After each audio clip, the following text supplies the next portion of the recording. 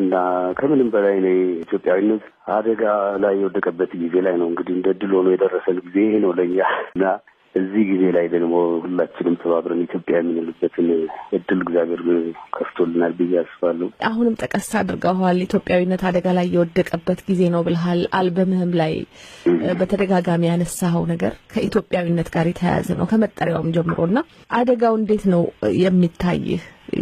የኢትዮጵያዊነት አደጋ ላይ መውደቅ እንዴት ነው የሚታይህ? እንግዲህ በጣም ትልልቅ አባቶች የነበሩት ተከታታይ ህዝቦች ለዚህ ድረስ የደረሰው ብዙ የተለፋበት ሀገር ነው።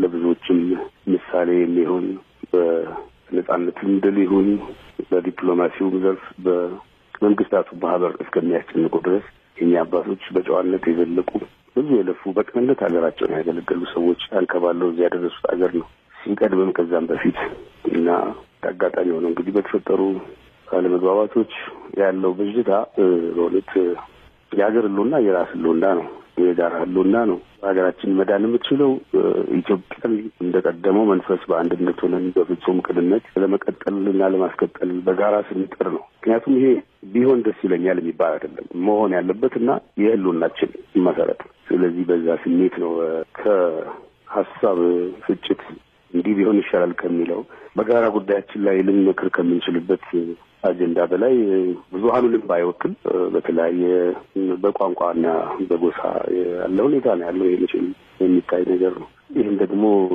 ሁኔታ በተቻለ መጠን አስተካክለን ወደ ጋራ ጉዟችን ለመሄድ ብዙ መብላት ያለባቸው ሰዎች አሉ፣ ብዙ የተራቡ ሰዎችም አሉ። ታሪካችንን በረሃብም ተበላሽቷል። በዚህ ራሱ መቆጨት አለብን፣ መናደድ አለብን። ቁጭት ከሌለም ወደ ለውጥ ለመሄድ ኃይል አናገኝም እና ትንሽ ሰልጠን ያለ ነገር ወጣትነት እኮ በጣም ረቂቅ ነው እንዴ! በጣም ትልቅ ኃይል ነውና እኛ ሰላምና ፍቅር፣ አንድነትና ኢትዮጵያን እንፈልጋለን። ኢትዮጵያ የኛ ዋስትናችን ናት፣ ህልውናችን ነው እና ለዚህ ህልውናችን የጋራ ስሜታችን የተገለጠበት አጋጣሚ ነው ብዬ ነው የነበረው ሁኔታ እንደዚህ መመለስ ይችላል።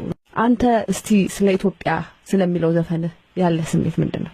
እንግዲህ ኢትዮጵያ አንዳንድ ጊዜ ወይ የሌላ ሀገር ዜጋ ሆኖ በደንብ እንደው ልብ ሞልቶ ለመናገር ከአድሎም እንዳይመስል ከጭፍን ፍቅርም እንዳይመስል አንዳንዴ እንደው የሌላ ሰው ሀገር ዜጋ ሆኜ እነዚህን ሚስጥሮች አውቀሽ እንደው በገናኝነት ሳይመስል እንኳን ለመናገር እንደው ምን አንዳንዴ አቅም ወጣ ብያቅም ባገኘሁበት እላለሁ። እውነት ነው የሁሉ ነገር። እውነትን መቀበል መፈለግ አለመፈለግ ብቻ እውነትን እውነት አያደርገውም። እውነት ነው። እዛ ውስጥ ለማስቀመጥ የሞከርኳቸው ነገሮች እውነተኛና ትክክለኛ እምነቴ ብቻ ሳይሆን ራሳቸው በራሳቸው የጸኑ እውነቶች ናቸው። እነዚህ ነው ለማስቀመጥ የሞከርኩት። ነገስታት ላይ ዘፈን ስትሰራ የመጀመሪያ አይደለም እና ከዚህ በፊትም ሰርተሃል። ለምንድነው የምታተኩረው ወደዛ? ነገስታት የህዝብ ምልክቶች ናቸው። በሁሉም ውስጥ የኛ መልክ አለ።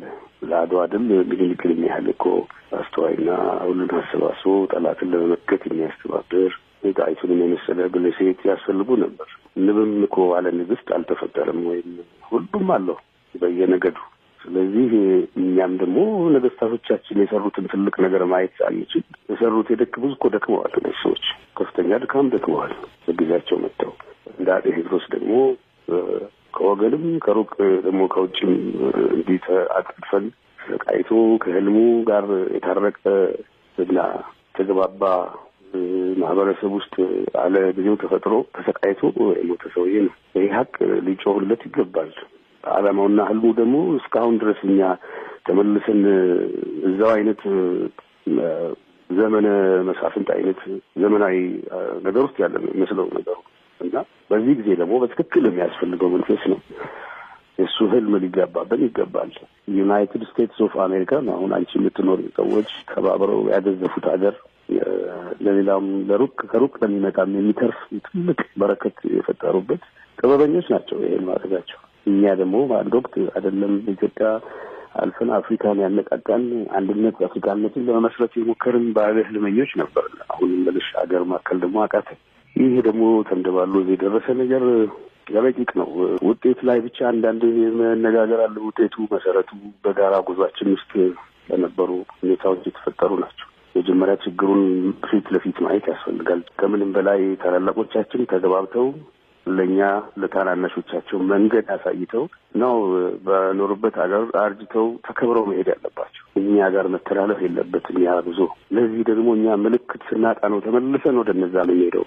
ምልክት የሌለው ህዝብ ይጠፋል፣ ራዕይ የሌለውም ህዝብ ይጠፋል። ለዚህ ነው እዚህ ጫፍ የደረስነው። ስለዚህ እንደዚህ የጎሉ ምልክቶቻችን ደግሞ ከነ ተግባራቸው ከነ ስራቸው ሊወደሱና ሊጋቡብን ይገባል። ባህሪያቸው፣ ተግባራቸው።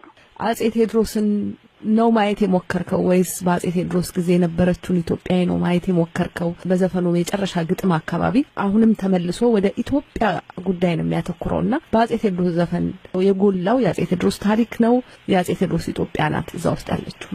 በአጼ ቴዎድሮስ ውስጥ የጎላችው ኢትዮጵያ ነች። በኢትዮጵያ ውስጥም የጎላው ደግሞ አጼ ቴዎድሮስ ነው። ሁለቱንም ነው ማየው። ለዚህ ነው አልበሙም ኢትዮጵያ ይላል። በአልበሙ ምስሎችም ውስጥ ይሄ የአጼ ቴዎድሮስ ምስል አለ።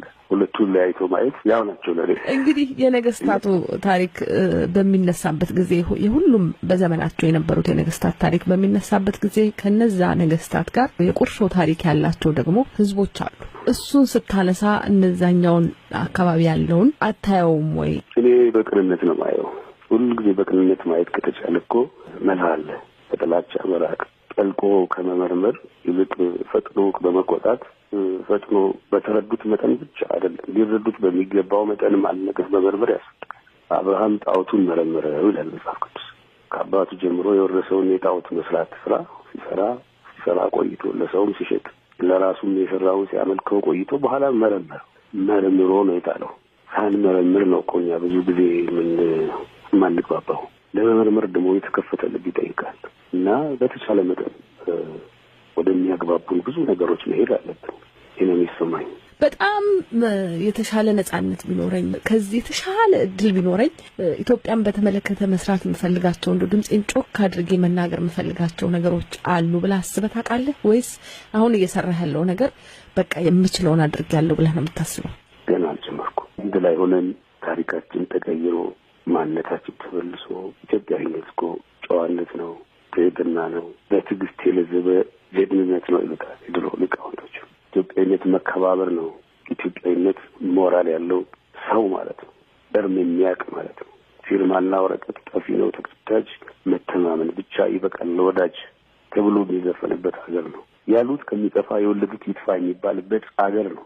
እግዚአብሔር ቃል እንዳይጠፋ ነው አይደል ወልድን ያጥፋው ጀመረ። ይሄን አይነት ጥንካሬ ባይኖረን ዘፈናችንም የዚህ አይነት ባይሆን በተባበሩት የማህበሩ መንግስታት ጊዜ ቀዳማዊ ሥላሴ በተገኙበትና በተናገሩበት መድረክ ላይ ታሪክ ላይ እንደተቀመጠው እኛ የማህበሩን ሕግ እንደመፈረማችን መጠን ያን ማህበር ቃል አክብረን ነው ቆንጆ በተፈጠረው ያንን ተስፋ ከማድረግ በተፈጠረ የጨዋነታችን መጠን ነው በዛች ቀዳዳ እንዲጣላን እንደዛ 5 ቀንም ሊገባ አይችልም ነበር እኮ። ይሄንን ቦታቸውን የፈተሹት የኛ አባቶች ናቸው። እዛ ድረስ እዛ መድረክ ላይ ሄደው የጻፉትን ቃል ሲያጥፉ የኢትዮጵያዊነት ደግሞ ያሉትን እንኳን ቃል አለማጥፍ ነው አይደለም የጻፉት። እንደዚህ አይነት ብዙ ሆነን ስላልተገኘን እንጂ እኮ ኢትዮጵያዊነት ከኢትዮጵያዊነቱ ጎሎ አይደለም። እና ይሄ ደግሞ የሆነው እንግዲህ በብዙ ሁኔታዎች ነው።